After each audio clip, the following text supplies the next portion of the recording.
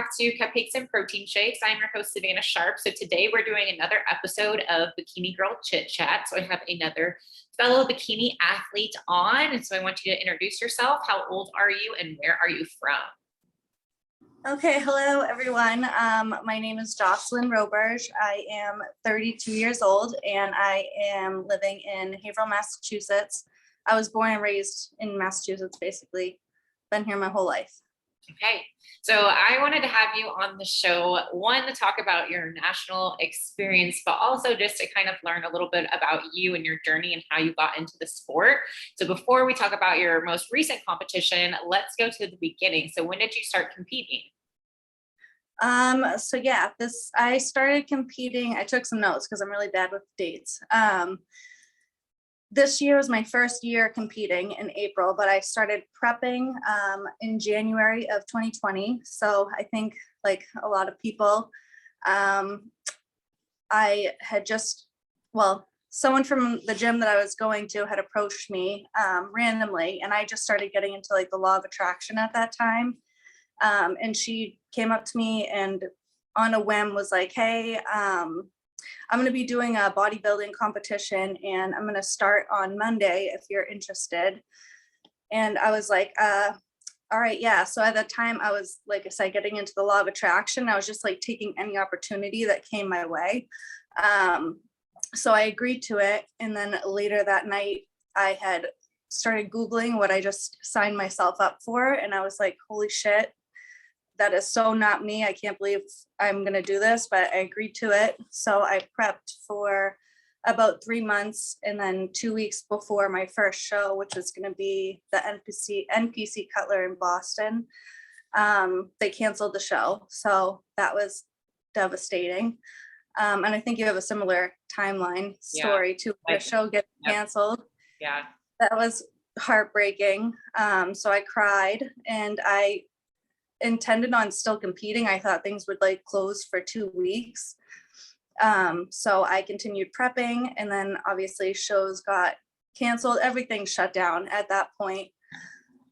But because I was kind of in that mindset, I'm like, I'm not letting this go. I continued prepping basically through all of quarantine until like about a year later, I guess. I plan to do the Cutler again once they reopened.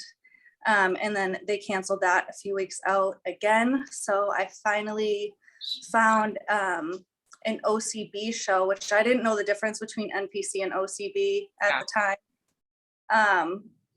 But there was one like 2 hours away. So I was like, screw this, I'm competing. And I went to that show and I won the overall. I won like first in novice. And I forget what else, but that totally like lit a fire in me after that.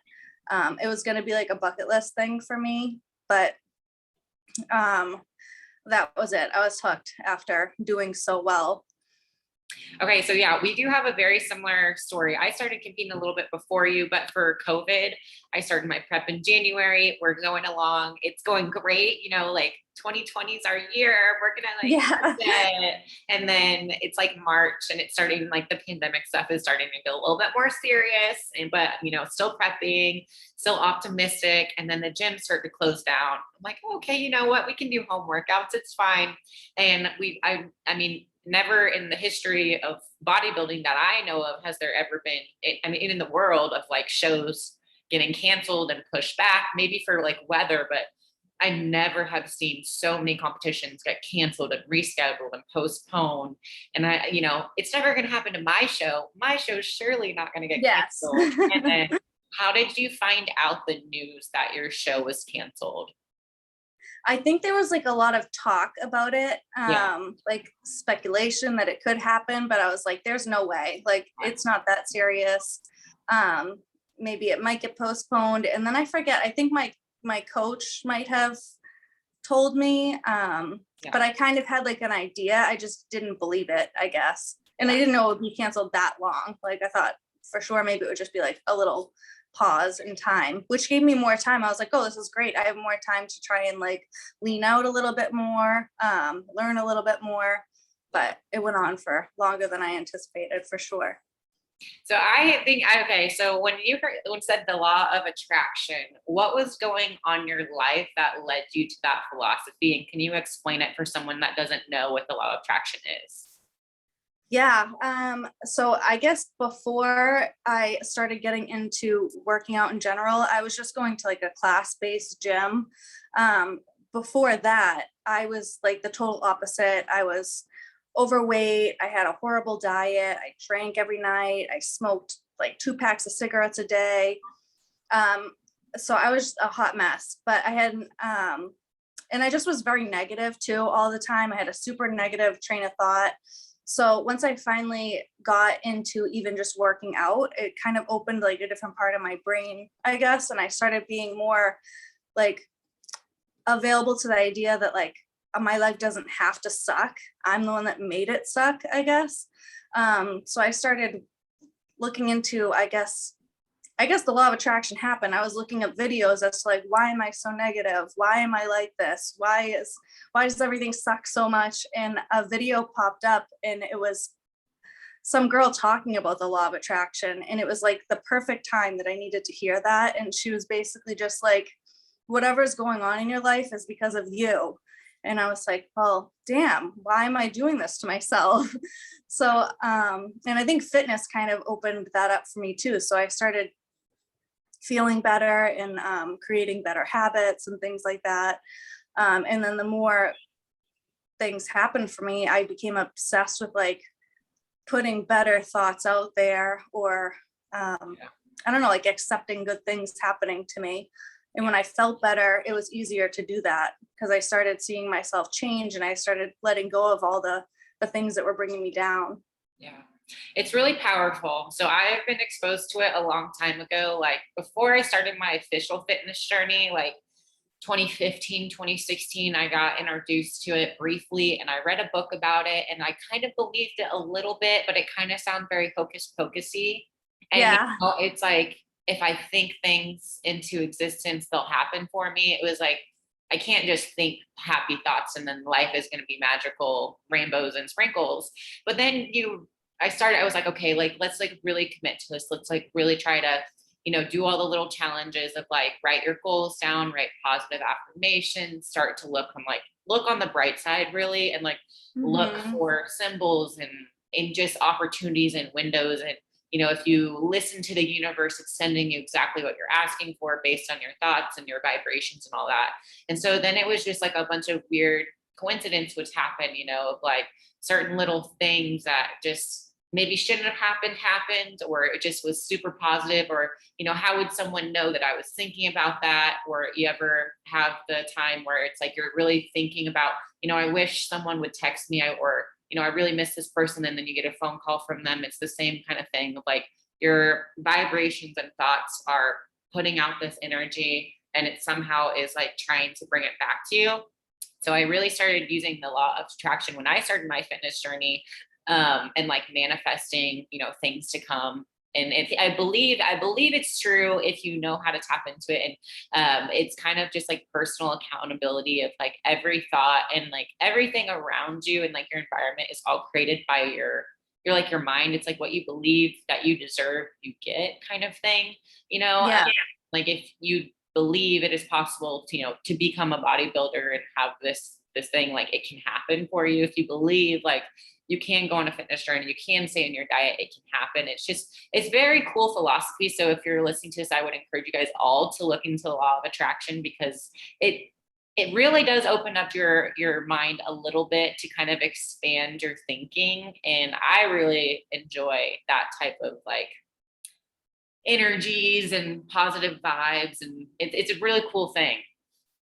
Yeah, no, totally. Because I think I started listening to on like Audible when I was like driving to the gym. I would listen to the Law of Attraction, like the book, and it Yeah. was, I swear that day that in it she was talking about how you just have to ask like the universe like what it is that you're wanting. And I kept saying to myself, I'm like, what do I want? And then I would start to like go shopping in my head, like I want to be able to have this car or do this, do that, and I'm wanting like a new opportunity. And like bam, that day that girl had asked me like, hey, do you want to do this show? And I think if I didn't hear that prior, I wouldn't have been open to it. I would have just said, no, that's not for me, because it's not. It was so opposite of who I was at the time. And I just wouldn't have taken that opportunity, I guess, if I wasn't open to it. Yeah. So, and then that's led me to where I am now. And it's like a passion I didn't know existed inside me. So it's kind of cool how much your life can change just by like one decision. I know. I was about to say, it was like, that was your one moment where it's like your life could have gone in two different, it's kind of like a fork in a road where it's like, you get to pick, you know, if I say no and continue where I'm going, or if I say yes, put myself outside my comfort zone, take an opportunity, take a risk, do something that I have no idea, and like be a beginner and all this different things. And so doing that just kind of like, I don't know, it just opens up a new you that you didn't know existed. Yeah. And I think that some similar stories have happened to a lot of competitors where they didn't believe that they, you know, were worthy of certain things, or like the fitness journey was for them, or they could have, you know, this amazing physique, different things like that. And then, you know, suddenly they do a bodybuilding competition and it starts to really like fall in other aspects of their life. Before you were a bodybuilder, do you do this full time? Is this part time? Is this a hobby? What do you actually do for work? It's a hobby. But I wish it was my full-time job, because I think over COVID too, I like just fully immersed myself so deep into everything bodybuilding. I'm a hairstylist. So once everything shut down, I had no job, and I just watched like every video, read anything I could there was to do with bodybuilding. So then I was like, well, this is who I am now, because I just like gave up my job. I had nothing else going on. I don't have kids. So I just learned as much as I possibly could. And it became like a bigger part of me that I didn't know was there. But the more I learned about it, I'm like, wow, I love this. How did your friends and family react after like you told them this is like the new you? They didn't really get it. They still, I guess I'm not around a lot of people that get it ever, but they have an idea. And I do have like a lot of support from the people around me, but they're just like waiting until I'm done. They're like, okay, are you done prepping so you can just be back to yourself again, like drinking and partying and stuff. But I think that's just like a part of me that doesn't exist anymore. I've like evolved past that, which I'm happy about, but it's hard to find a balance. It's hard. Yeah. I had a lot of past friends and acquaintances, and I used to even be a bartender, work in the service industry. And, you know, that was a very big drinking community in high school, even college. Like I was very big into partying and drinking and eating, I guess, you know, like just eating whatever, working in a restaurant, eating, you know, bar food. And then I started this fitness journey in the middle of college, and I kind of stopped drinking. I stopped going out. I stopped eating bad. And, you know, it was very hard for them. Okay, I'm so excited for you. And they're all excited at the beginning. And then it's like, okay, so when you're done with prep, we're going to, you know, go to the brunches and do the drinks and go out and party and all this stuff. And then it was kind of like, well, I don't really want to do that after. And it's very hard because I went through this journey, and then, you know, friends and family didn't go through it. So they still, you know, this idea of like who you are, I guess, in their mind, but you completely like 100% change as a person and like what your priorities are through fitness. So that part is hard because I feel like I had who I was before my fitness journey as like a personality kind of thing, and then after, and they're not even the same person at all. Yeah, exactly. Yeah. It's really, two different plans. It's so weird because, you know, unless you've been through it, you don't necessarily understand it. Mm-hmm. Yeah. So when you're going through this type of journey, it can be hard, but like eventually if you do it long enough, they're going to start to realize, oh, like she likes this. This is serious. Yeah. Yeah. So who is your coach? So the coach that I had when I started was like a friend of a friend, well, a friend from the gym.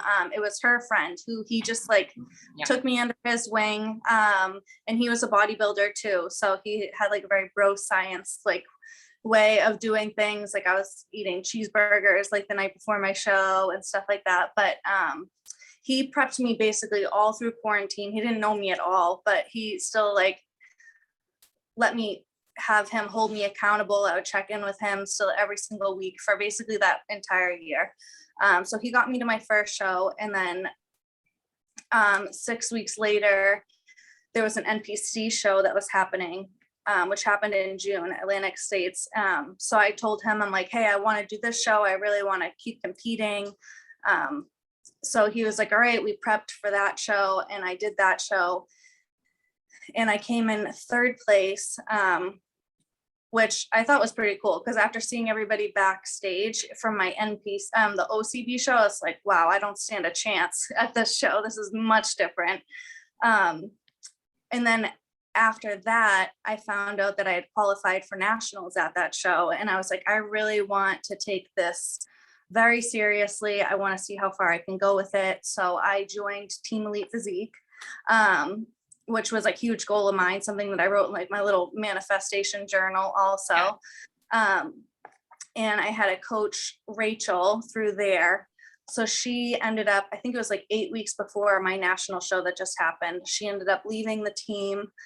And so I was luckily put with Frida Paulson, who I looked up to too. And I just happened to like get her as my coach because of that situation. So I was like, this is freaking awesome. I love her. I've been following her for a long time. And then I think it was like 4 weeks before this last show, she ended up leaving the team. And I was like, oh my God, I can't get another coach 4 weeks before nationals.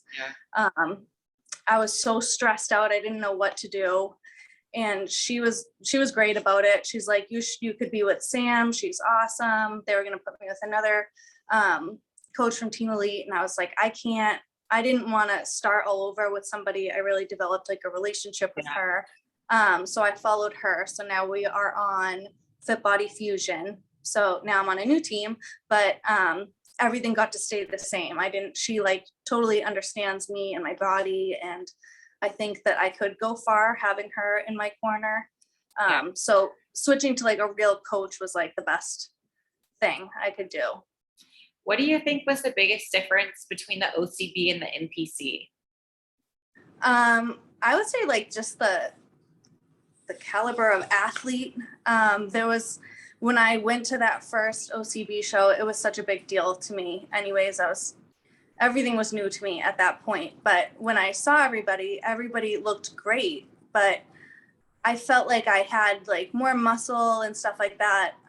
A lot of them were like transformation looks and stuff. So I felt confident, I guess, when I was there. I'm like, wow, everybody looks great. But I'm like, I feel like I kind of have like a step above here because I had also been practicing that whole year prior to that. And then when I went to the NPC show, I was just like, holy shit, like everybody looked like the top people at the OCB show. So I was totally in my head the whole time. I'm like, I am not gonna even probably place at this show. So when I got third, I was like, wow, that's not too bad. I was actually really excited about that. Did you ever have stage fright? And like, did you ever do like sports or dance or anything? Yes, I grew up as a cheerleader basically my whole life. But I was always like, no one ever knew I was on the team. I guess I didn't like fit that very well. I wasn't like the star of the team by any means, excuse me.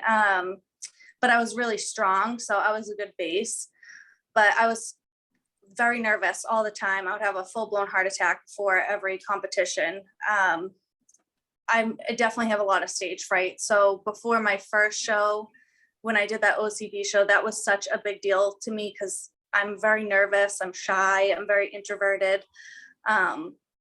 So even just going on stage was like a huge, huge moment for me. I remember I was shaking so hard, like my whole body was trembling.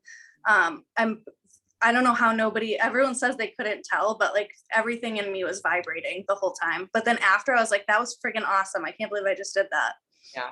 That was the same way. Like for my first show, like I literally felt like my teeth were like chattering, Yeah.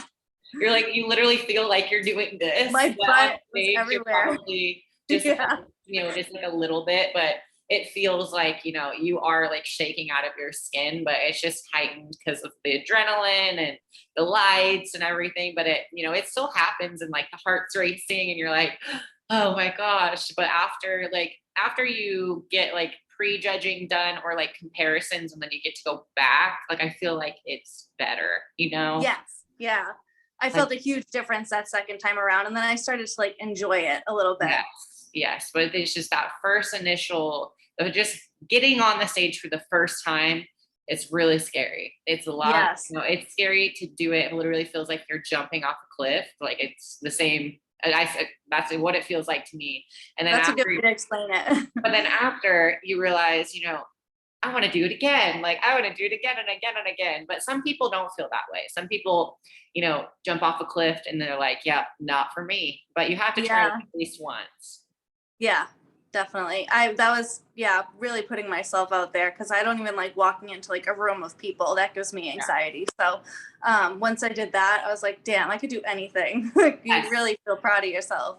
Yeah. Like that's Cool. what I love about the sport too, because it's like it teaches you how to goal set inside and outside of life too, because you can apply it different places because it's like, okay, you know, you have this date, you have a certain amount of time, and then you have a plan, you have like a mentor that's going to like help walk you through it. And so they're really believing in you and you're believing in it. And then when you know, get third place and you get qualified for nationals, it like starts to feel this like, I guess it expands you again. It's like, well, if I can do this, like I can take it to another level. Like, how much better can I get? Like, what if I really give it my all? And then it's a kind of addicting feeling that most competitors just keep coming back for, that constant improving from like show to show to show. Yeah, it's really like you just like level up, I feel like, as a Yeah. person each time. And each time you like accomplish something, even if it was like I felt like shit that day and I did my cardio, even though I hated every moment of it, I still had to do it. So no matter what was going on in my life, I still had to do it. And then you do it and you're like, wow, you just like keep growing and keep evolving. It's so cool. Yeah. So, okay. So how many competitions have you done so far? 3. So I just did, yes, my third competition was nationals in Orlando that just happened. So it was the OCB show as first show, then the NPC show, nationally qualified, then nationals. Yes. Okay. So did you have any expectations for placing going into the show or goals for yourself? I did listen to like a lot of, basically my whole prep, I've listened to like so many podcasts, motivational things and stuff like that. Your podcast like 100 times during different seasons of my prep. And I remember you saying too, like, don't expect to like win your first national show. And I heard that so many times. And part of me was like, yeah, but I don't think I'll win, but I thought like I would at least get first call outs, like for sure, just because I doubted myself my first NPC show. And when I got third, I was like, oh, okay. So then, yeah, I just at least thought I would get top 10 at least, but I ended up getting third call outs. And the whole experience was super overwhelming, but super cool. Actually, when I was checking in to the show, they had like sweatshirts next to me and they had like NPC sweatshirts and then the IFBB Pro League sweatshirts. And I was like, well, I'm just going to get I'm wearing it now just to show you the IFBB Pro League because I'm like, I'm obviously going to be a pro after this. Oh, I love it. I love it. I got to speak this into existence. Yeah. So, yeah, I'm like, I'm not in the NPC anymore. So I bought that sweatshirt. And then when I was on stage, I remember they just kept doing like calling out all the people in the middle. And I was like, did they not see my number? I'm so confused. I'm like, why haven't they called my name? And then I think I just stood there like a deer in headlights for a second. And I was like, wow, like it was a big reality check, I think. But a good one. I think I needed it. I definitely had higher expectations for myself, but also it was cool to even be there in the experience. And I learned so much from it, so much about myself and about what it actually takes to be at that level. Cause I don't think I realized quite how hard those girls freaking work And I don't think I deserved it at the time to Yeah. be at that level. And I didn't know until I compared myself, I guess, against them. Yeah, I think that's gonna be real. I mean, I know it was good for me. Like I feel like the same thing happened to me, like going into nationals for the first time of like, I'm on this high. I just, Yeah. you're crushing the regional shows, you're on top. You either got, top five, top three, top call outs in a small little show. So you're like, I'm the hottest thing that walked the earth. Like I'm Yeah. really about to go get this pro card. Watch out, world. Then you get backstage and you're like, jaw drops to the floor. Yeah. Like, I'm competing against you and you. Yeah. I was like, but there's like 500 of us and we all look like amazing. I'm like, and then you look down and you're like, did I do enough cardio? Did I diet? Oh yeah. And it's a good reality check because there's nothing more humbling than having to stand on stage as first call outs are getting to like, let their dreams come true. And like, you're just literally standing there and in your head, like when they don't call your number, you're like, okay. You're like, well, I'm going to try not to take this personally. But you're hungry and you're tired. You're like, how much money did I just spend? Was this a waste of time? Am I ugly? Like, is it yeah.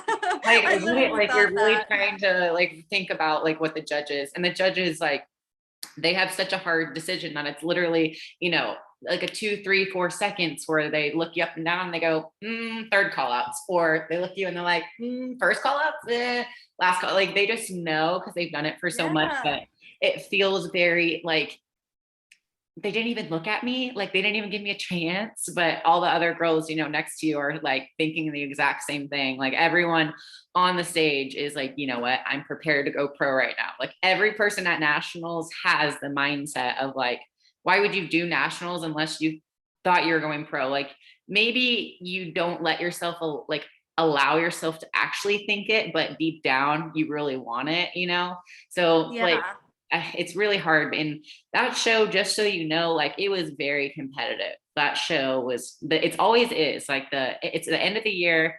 Everyone is fighting for pro cards. It's like the last chance of 2021 to go pro before the next year. So it's, it's a competitive show and they give 2 pro cards per class. So it's always, oh, did I freeze? Oh, a little bit. Okay. So it's always that show. It's like whenever the top 2 get pro cards, there's more pro cards. So it's like they always, it says my internet is unstable, but it says, so there's always more girls that are going to be there anyway. But when you're backstage for those shows, like what is your best advice for like how you're going to prepare for nationals again, if you go again? I guess my best advice was to leave like no stones unturned. I think I could have definitely pushed myself more and tried a little bit harder, although I still probably would have gotten the same placing because my muscle development just isn't, I need more time. Like, I don't know who I think I was coming from like a year of doing this, that I was just it was that easy. So I think, and just taking it all in. I remember sitting backstage and I was looking at everybody like, whoa, holy shit. Like every girl here looks like they should get their pro card today. And just being present throughout the whole thing, it goes by so fast. So I kept trying to like tell myself like look around and just absorb like everything that was around me and learn as much as I could, learn from all the people around me, what they were doing. I think mostly just be present and enjoy it because you're there. There's nothing else you can do. Well, I knew backstage that I was like, wow, I don't stand a chance, but a part of me still wanted it. But either way, it's just that part's like the fun part, I guess. So I think just enjoying it more. Yeah. And nationals is fun. I think everyone should try it, but just like you said, like try not to set those expectations because it's extremely hard to go pro on your first round, like your first national show, because like you're bound to make some mistakes and you're going against like veterans that have been trying for 3, 4, 5, 6, 7 national shows, like 4 or 5 years. And, on your first round, first year of competing, like just realize like this sport takes time, and muscle building, unfortunately, takes so much time, and it's so slow to actually build, pro level muscles if you don't have like a solid structure to start with, like unless you did a bunch of, I guess there's a lot of track runners that just kind of come right into the sport and they're just beefed up and they have all this muscle and they can do really well really quickly, but a lot of us have to take some time to build. Yeah, up until like, I guess it wasn't until well, since June was the first time that I was actually following like a structured exercise and muscle building routine that was specific to like what I was needing and lacking. Before that, I was just doing classes at a gym that were so random. So I was building muscle, but in all the wrong places. Like my quads were super dominant, my biceps were huge, but like my glutes just weren't there. So I'm just getting into like really catering my exercises towards like the muscles that I need in order to be successful. And it takes a lot longer than 6 months or whatever I've been doing. So I didn't know, like I look at myself after leaning out and stuff like that. I'm like, oh yeah, I'm not too bad. But once I compared myself to the girls there, I was like, wow, I need some time to grow. Yeah. And like, unfortunately, you can't tell by a check-in picture, No. you can't. So you could follow all the girls that you're going to compete against, and you might see their check-in pictures, see your check-in pictures and be like, I look really good for myself, but there's no way to tell what your structure looks like until you're literally tanned, glammed on stage next to them. Like once you get put next to someone else's physiques, that's when you can say, okay, well, hers is a little bit more this, yours is this. And then that's when you can really tell on the same stage, like what your structure looks like against others. Yeah. Yeah. So for going into like, what are you doing now? Are you in off season? Are we going to prep again? What are your plans for this next year? For this next year, I definitely need an off season. I'm going to continue to work with my coach. And we're like reverse dieting me right now. So I really want to take that seriously and do it to the best of my abilities. But I think we're looking at, she would like me to go back and try to win the overall at like a regional show, because I didn't even come first place at a regional show and then I just jumped to nationals. So I think just to see where I kind of stack up and to know that I'm capable of winning a regional show. Yeah. I'm going to go back to one of those maybe like in the summer and then see how well I do. If not, continue to keep growing and then try nationals again. Yeah, that's a good plan. Is there anything that happened during your journey or during nationals that you didn't expect that you had to learn when you got there? Yes, I guess. Well, I had so much going on, I think, in my life too. My fiance just had on Thanksgiving, he got a job in Florida. So we just found out that we're moving to Florida. And I was working the busiest time as a hairstylist through the holidays. So that was a huge stressor, I think, on me. And I definitely didn't handle it very well. Having to work, train, eat right, sleep right, and then come home and pack a whole house to move across country. I stressed myself out so much. And I think I put so much importance on my prep. Like this is the only thing that mattered to me. And I just put it on such a pedestal that I kind of put everything else on the back burner. So I think I learned that it's not everything. It really isn't. I can love it and I can try every day at it, but I think I definitely didn't treat my relationships very well. And then I didn't handle that stress very well. And I think it took a toll on my mental state and my body too. My body was definitely like had enough. And I think yeah, I wasn't treating myself good or the other people around me good. I was just a hangry, grumpy person. And looking back, I'm like, wow, for a show that's over in a blink of an eye, it's so silly. It takes time to learn. Like, I swear it takes time. Like, I feel like I can speak as a wise competitor. Yeah. I've been doing this for a very long time. Um, that the reality sets in once you don't get the placing at a show. And then you kind of realize, man, I didn't treat the people in my life so well, only to get, last call outs or whatever it is. And it's just like, what if I could redo it and, still treat my friends and family amazing, keep my hanger, keep my complaints to myself about prep, and just like enjoy it, because you never know what the outcome's going to be, because it is bikini. And, every other day you might go from on top to the bottom. And, my biggest thing in this sport is like, what's the point of getting a trophy if there's no one in the audience to truly be proud and like appreciate it and celebrate it with you? But it's a learned thing. So every prep, I like force myself to like schedule in family time, schedule in date nights, or like schedule in this, because my schedule does get busy. I have cardio at this time, at this time, at this time. But it's like, you still need to have these relationships, because if you're just like cardio, diet, stress, like, it really is going to be stressful. It's going to be really hard if that's all you have to like focus on. Yeah, it takes the fun out of it too. It takes like why I started it, I guess, in the first place out of it. Yeah. So what goals do you have for yourself in the sport? In the sport, I mean, ultimately, I would like to get my pro card one day, but I think having this past experience, I realized that it's not about like that one specific thing, because then once you get that, I feel like then you got it. So I think just the journey of it throughout, like all the ups and downs and all the challenges you face and stuff. I love that part of it. So I'm really looking forward to just like keep learning and keep trying and growing.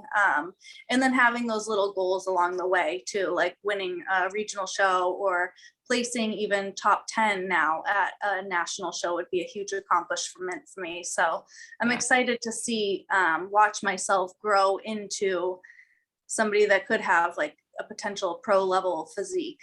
And then what happens along the way, I think doors will open for me as that goes on.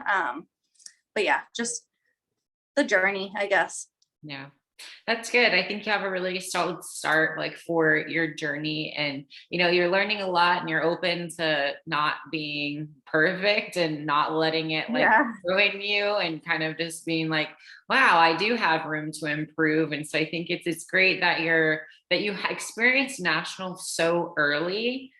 So like the criteria, so you have an idea of like what it takes, what it looks like, where you need to build. That way you can, run the regional circuit until you get ready. This time going into the nationals next, you'll be like, I know exactly what I need to do, like, and just be more ready and prepared for it again. Yeah, it's so different from anything I've done before. So I'm glad I did it, even though I wasn't probably ready to do it. I definitely learned a lot about it. Made me, I guess, more passionate too about the sport, because I'm like, it's not as easy as I thought it was, and it gives me just like, but it's possible, which is cool. So I'm like, okay, I can, if I put in the work and I put in the time and I'm really serious about this, I could eventually be there when the time is right and when I deserve to be there. What is your biggest advice for someone who wants to start competing? I would say my biggest advice is definitely leave room for other things in your life too. Don't make it all about that one thing. Take care of your relationships and yourself.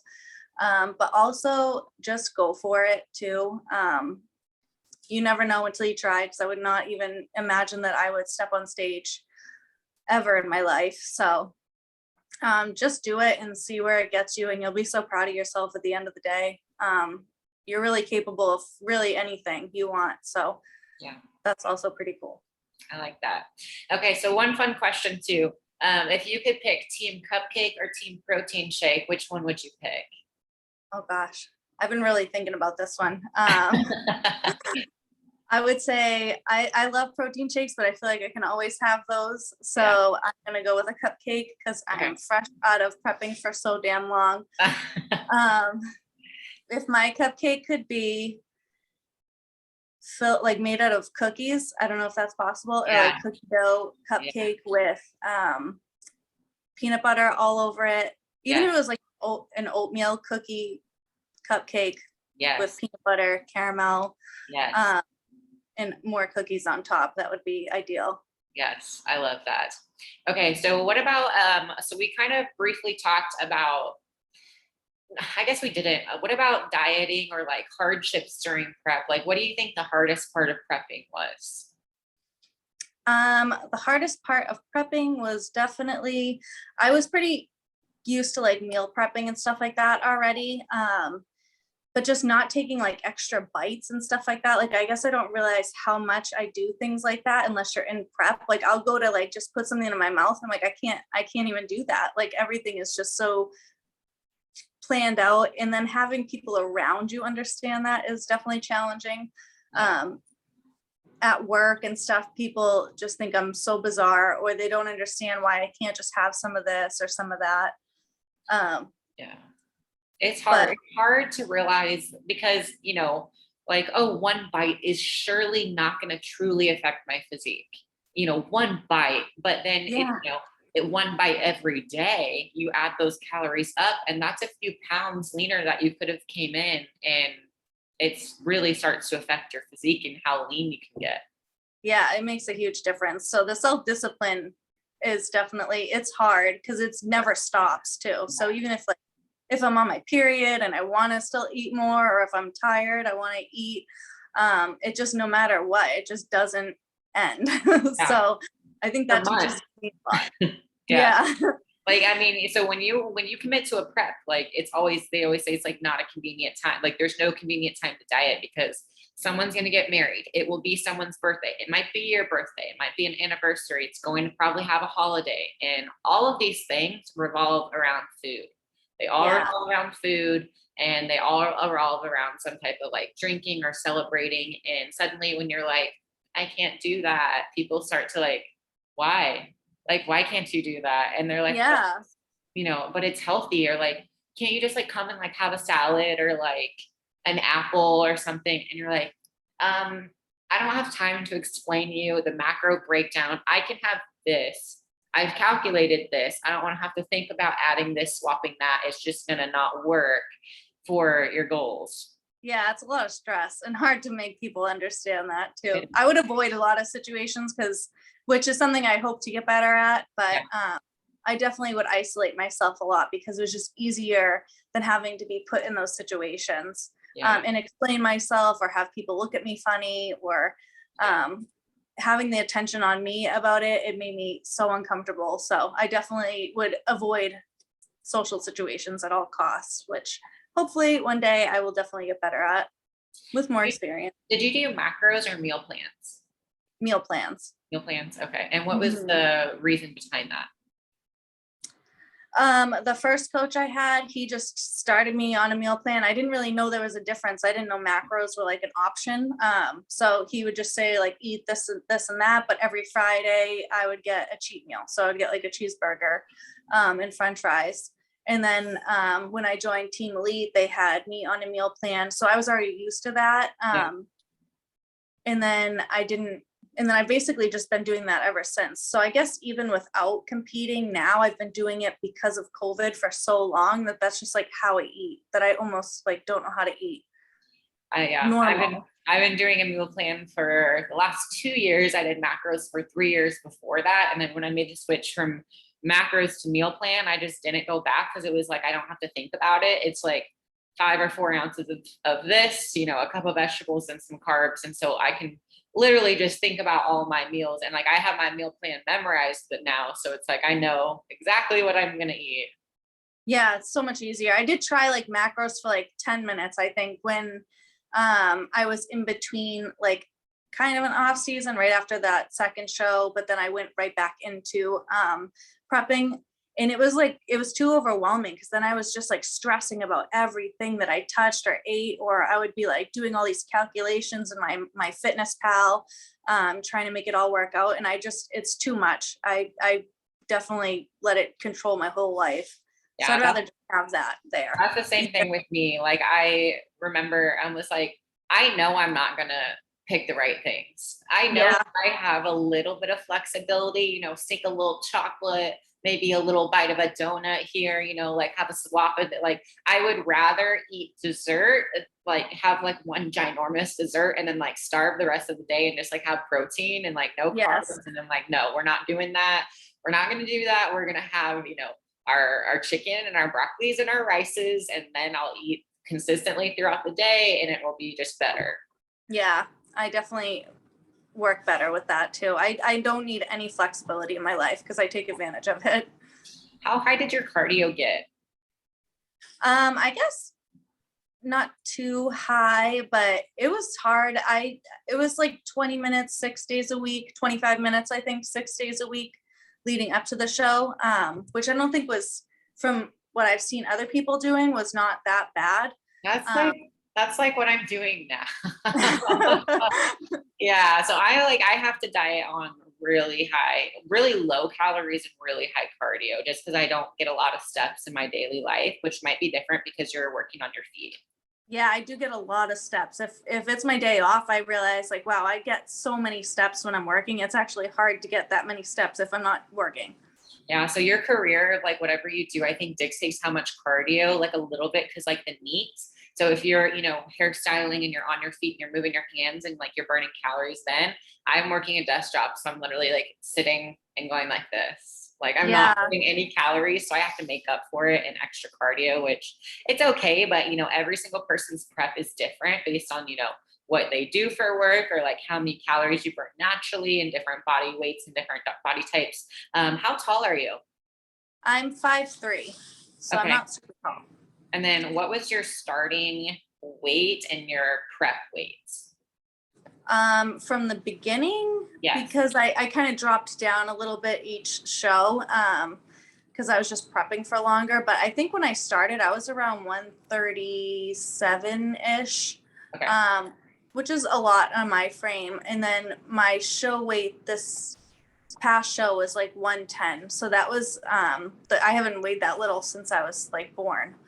So that was small for me, but I probably still could be leaner if I think I also need more muscle too, but yeah. So that was how many pounds? That is 27 pounds weight loss. I would say, yeah, from the start of like last year, the year before. Yeah. So that's really common. So if you're like listening to this, and you're like, oh my gosh, I'd love to prep, just realize like what it even takes just to get to like the regional level is, usually it's like you're going to get to your high school weight or below, like teenager, junior high weight, like something that you've never, ever been before in a very long time. And it's a little bit scary and you don't think you're going to actually get that lean. And then suddenly, you're like, wow, we get to show day. And you're like, I am teeny tiny. Yeah, it's so weird. I kept grabbing my waist and I'm like, it's so small. Yeah. It's just so strange because I've never felt myself like that. Yeah. So we talked a little bit about your diet, a little bit about your training. What kind of, and you said you were going through classes and then recently you started to do training like a bikini bodybuilder style. What's your current split? Current split, I do like glutes and hams 3 days a week. Yep. And then I think like 2 shoulder days and then a back day. Okay. And you take 1 rest day a week? Yeah. Okay, cool. That's like exactly what I'm doing. It's like the typical bikini bodybuilder. It's like the glutes 3 times, shoulders 2 times, and then a little bit of back and stuff like that. Did you ever train abs or use waist trainers or anything? Over quarantine, I started, I got like a waist trainer. And so I've been wearing one of those on and off since then. But before that, when I did like classes at the gym, it was just like all obliques and like kettlebell, like side to side, like everything was like I was so strong in my obliques prior to getting into bodybuilding that now that has definitely switched. I'm like, oh my gosh, don't ever do that again. Yeah. So now I do abs 3 days a week too with my new coach, but just like weighted cable, like pull downs or leg lifts, something like that, but very little abs. Okay. So is there anything that we didn't get to talk about that you wanted to make sure that you got to talk about? I don't think so. Hopefully I came across No, it's good. Like, made sense most of the time. yeah, like I think you have a really inspiring journey of like where you came from to like getting to, you know, have that evolution. It's a really big deal, and you've had a lot of success. So be proud of yourself, and we're rooting Yeah. for you. I'm rooting for you. So I'll be watching your journey, and Thank we'll you. probably be competing together next year too.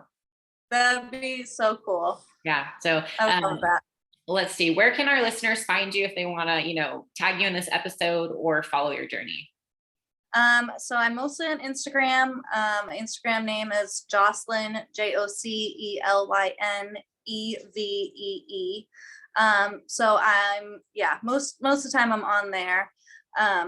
I'd like to get into more of like a YouTube stuff like that, but I'm working on it. So I do post a lot of my journey on there, and then sometimes it's funny, I'll post like some like food or snacks and stuff like that, like prep food. And I'm just starting to realize, like, to me, I'm like, this is so creative. This is so amazing. I'm like helping people look at this Yeah. beautiful meal. And like, I realize now that people are like, we don't want to eat that. Like, what are you showing us your oatmeal and peanut butter for? Yeah. But yeah, mostly my Instagram surrounded by competing because that's what I love. So Okay. Well, yeah, thank you for coming on and sharing your story. We'll post thank the you. episode on Wednesday, so we'll have it on YouTube and like Apple and Spotify and all those different places. Cool. Thank you for this opportunity. I love Yeah, this. you're welcome. Here.